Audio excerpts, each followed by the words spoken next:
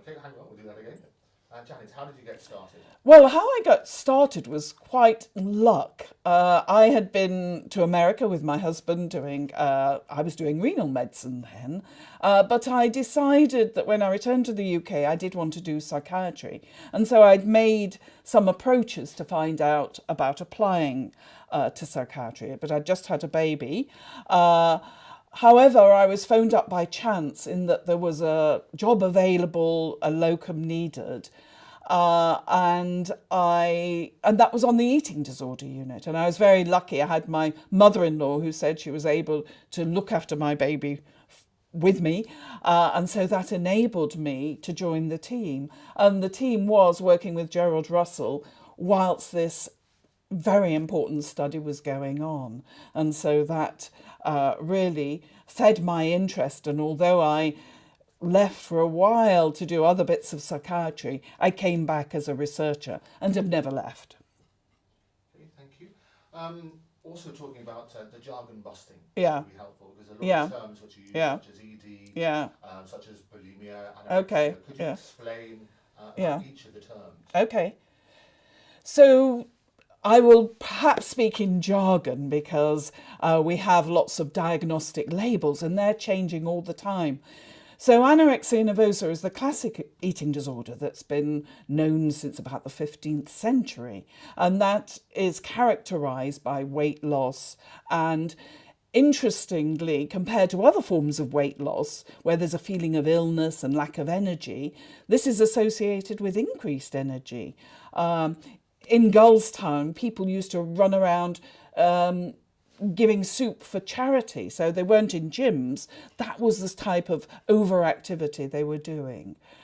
However, in the 70s, Professor Gerald Russell noticed a different form of eating disorder, and some people with anorexia evolved into a phase where they had loss of control of eating, binge eating.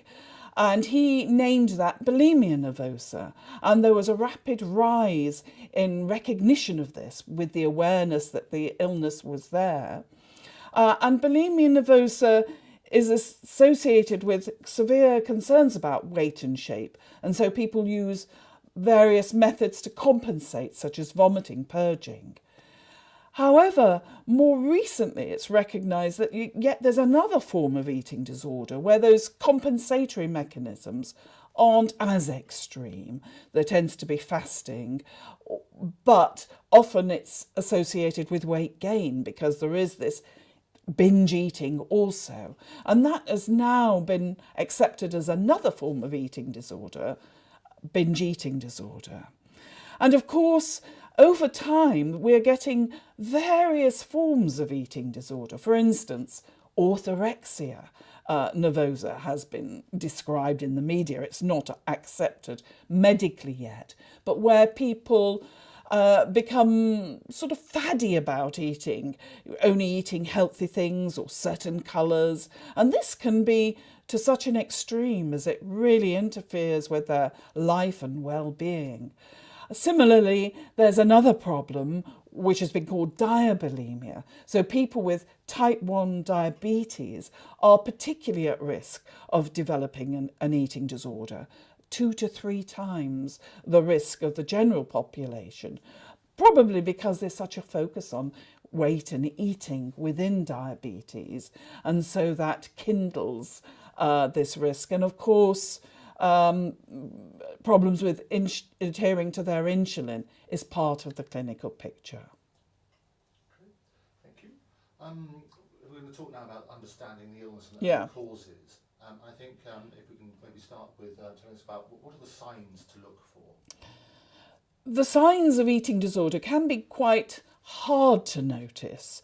Perhaps noticing abnormalities with eating is perhaps obvious, but there are many other areas. So there's lack of social connection, withdrawal, isolating from the family as well.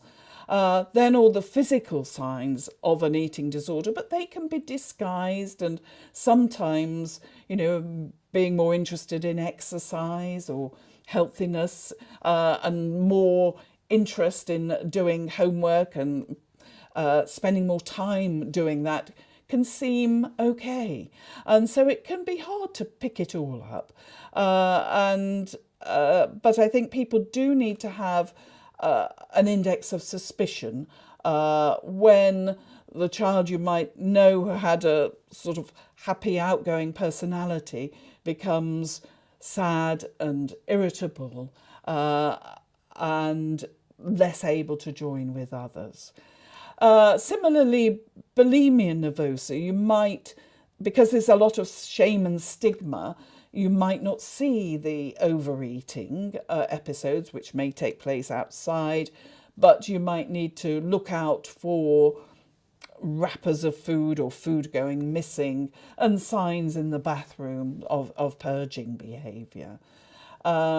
Similarly, binge eating disorder, because the people are so ashamed of the overeating, that will occur secretly, and so that may be hard to detect.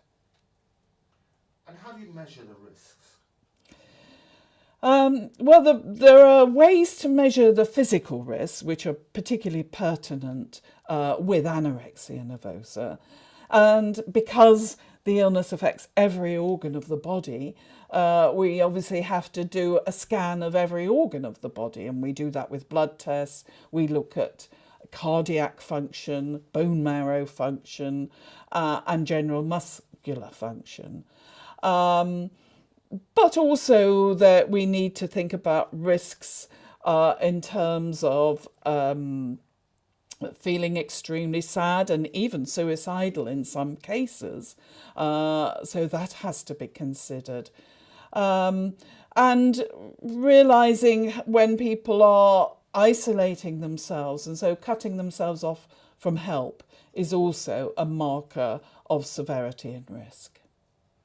In your book, and we'll come on to that a bit more, you have a ruler with a measuring stick, and you ask the loved one to measure themselves against certain things. Can you talk a bit more about those different categories and that particular test? Yes, often one of the characteristic findings and aspects of eating disorder is that the individual themselves doesn't feel ill. And Leseg, a French psychiatrist, noticed this, that the person said, "I do not suffer, therefore I'm well." So this recognition of the illness and recognition that you need to do something about it is a tricky area. And yet families, friends can see that something's wrong because the person looks so poorly. But negotiating this differences of opinion of nothing's wrong, something's very wrong, is really hard. And getting into a head-to-head fight isn't helpful. So one way we find helpful in thinking about these different opinions is to use a ruler and to sort of have 0, nothing wrong at all, 10, high medical risk. And so we use this as a tool to sort of show that there's different opinions. So we might ask the individual to mark where she feels she is on that tool, and she may say 0, that she's got nothing wrong with her at all is 0, and we can say that's very interesting. Whereas we'd get the carers perhaps or the therapist to mark it according to the tests, and which might be 8 out of 10, and then we would discuss these differences of opinion and say why I've given it an 8 is because your bone marrow shows sign of suppression, your blood pressure is low, and show these objective reasons rather than just I'm right, you're wrong, which then that form of conflict is not very helpful with moving things on. And we find that using these scales to recognise that people have differences of opinion and they have different reasons for those differences of opinion is very worthwhile, as it gets people listening and talking together. Can we talk a bit more about the consequences and in particular why it's important to get help? So the medical effect on the body and so on and so forth would be very helpful to explore that a bit more. Yeah. The consequence of eating disorders are really important and are quite unique to other mental disorders in that the symptoms really impact physically on the individual with poor nutrition. And the brain is the hungriest organ in the body. It takes up 20% of the energy, and yet it's only 2% of our body weight. So it really is a high octane organ. So of course that gets really knocked off by poor nutrition. And yet to recover from an eating disorder needs a lot of brain power. So if that's not running as well as usual, that's a real problem. Similarly, all the other vital organs, the liver, the heart, all of that needs energy, and we see signs that they suffer as well. So the heart rate gets slower, the heart itself gets smaller, and the liver itself can even start eating itself up and shrinking in severe starvation. So the consequences are very extreme physically, but also the brain and social consequences are really problematic because that isolates the individual. And indeed, there's a wonderful personal story in the BMJ written by a psychiatrist who had anorexia when she was 11. And she said, if there's one word to describe my eating disorder, it's isolation. And that is why we think of working with families to bridge that isolation is so important. Having looked at the consequences and why it's important to get help, can you talk us through the first stages of getting that help? What should people do?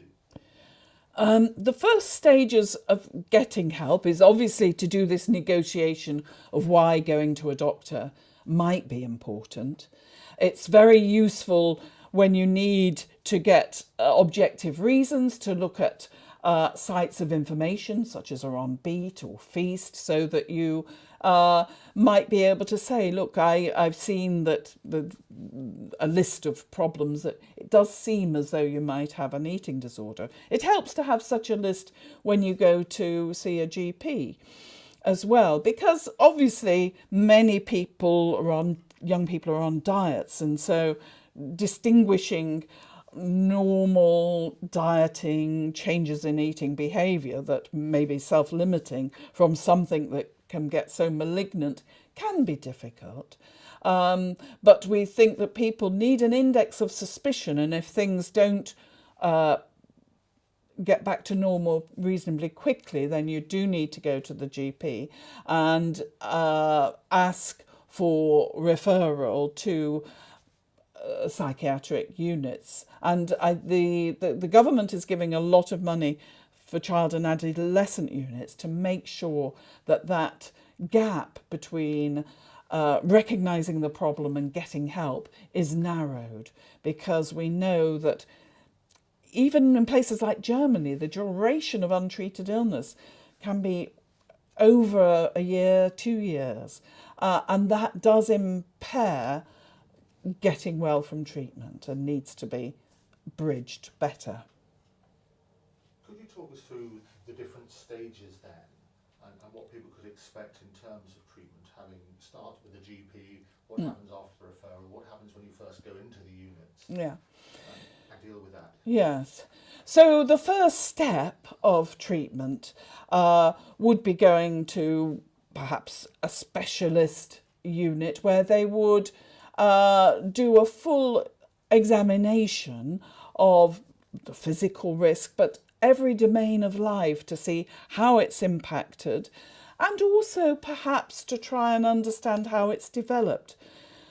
However, we know that the development of an eating disorder is quite complex, and there are various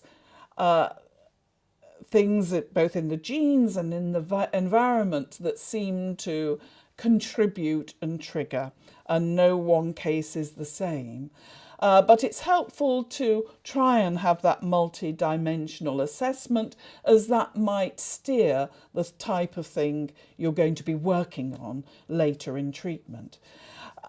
The next stage does depend very much on the age of the individual and the type of illness it is. So if the individual has anorexia nervosa and is under 18, then a family-based approach would be recommended as the most evidence-based treatment. There's less certainty for people who've had it for longer or older, and a variety of treatments seem to have benefit. So there would be some sort of psychological, usually talking treatment, although there's some small evidence that maybe drugs might have a role. Maybe we're going to have to use other techniques such as training the brain, but they are all very much at the stage of development, whereas the psychotherapies have more evidence. So for talking treatments I'm talking about. For bulimia and binge eating disorder, we have made a lot of progress, and talking treatments, CBT, have a long history and quite a lot of evidence. However, even though this is the case, those who recover is only 30 to 40%. So there are still 60% of people who remain symptomatic. So we are working on extra ways to add on extra forms of treatment that might improve that recovery rate. Could you, we know what CBT is, but maybe Okay. If you can just explain, Yeah. Maybe just go through each of the different ones. Yeah. Talk about drugs and what Yeah. they may be. Talk Yeah. about CBT, what Yeah. they may be. Talk about the brain training, and maybe Yes. go into each detail in Yes. each of those would be helpful. So the major brain the major yeah, that's fine. Start again. Okay, so what are the main, starting with the different treatments, what are the main treatments, and spend a bit more about Yeah. So if we think about the main treatments, the psychological treatments, the main one that has been used, especially for bulimia nervosa and binge eating disorder, is cognitive behavioural therapy. And that is where we work on people's thoughts and behaviours and try to work to change each of those. In psychology, there was behavioural treatment, but it was more recently recognised that working on some of the thoughts that underpinned the behaviour was also important. So, for instance, in eating disorder, the behavioural aspect would be getting people to eat regular meals, whereas the cognitive aspect would be working on some of the fears about weight and shape that might be underpinning it. Drug treatment hasn't been used to a great extent. It hasn't shown to be as powerful as the talking treatments. A variety of antidepressants have been tried in bulimia nervosa and binge eating disorder, and their recovery rate is more like 19%, which is not as good, obviously, as the 30 to 40% of cognitive behavioural treatment. There's some evidence that maybe merging the two is helpful, and there are some other treatments, sort of anti-epileptic, and for binge eating disorder in America, stimulants are being used. Similarly, for anorexia nervosa, there's some work suggesting that drugs such as olanzapine might have a place also, because they affect metabolism and also can calm down the anorexic voice. The new forms of brain training that we're interested in are really because we think that a lot of the behaviours of an eating disorder get very habitual. And these vary. So some are more cognitively or behaviourally based, where people are trained against the biases that they've developed. So let me explain. We have been using for binge eating disorder and bulimia nervosa, where people learn to not press go when there's binge foods, but if there's healthy foods, they press action. And interestingly, these have been piloted in the normal population, and not acting for chocolate, whatever, reduces your pleasure from such. You don't fancy them as much, so and people don't eat as much. So it sounds rather strange, but if you can teach that automatic side of the brain. We've also here been very interested in this automatic tendency of people with anorexia to go for threat and to only notice critical faces. So again, and interpret things negatively. So again, we train them to always look, the right answer is the positive answer, and the right face to go for is the smiling face, so that you can breach some of this threat avoidance and isolation, which we think is important. Those are more specific, targeted brain training, but there's also been interested in more stimulating the brain, and there's TMS, which is where an electric current sort of triggers bits of the brain, and that's been tested here and has shown some positive results.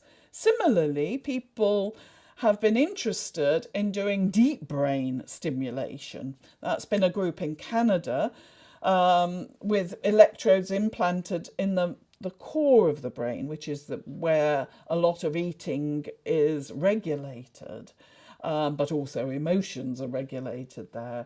And that has shown some benefit in some cases, but it's very much experimental at the present time. Okay, very good. Are you okay to carry on? Yeah, yeah. Brilliant.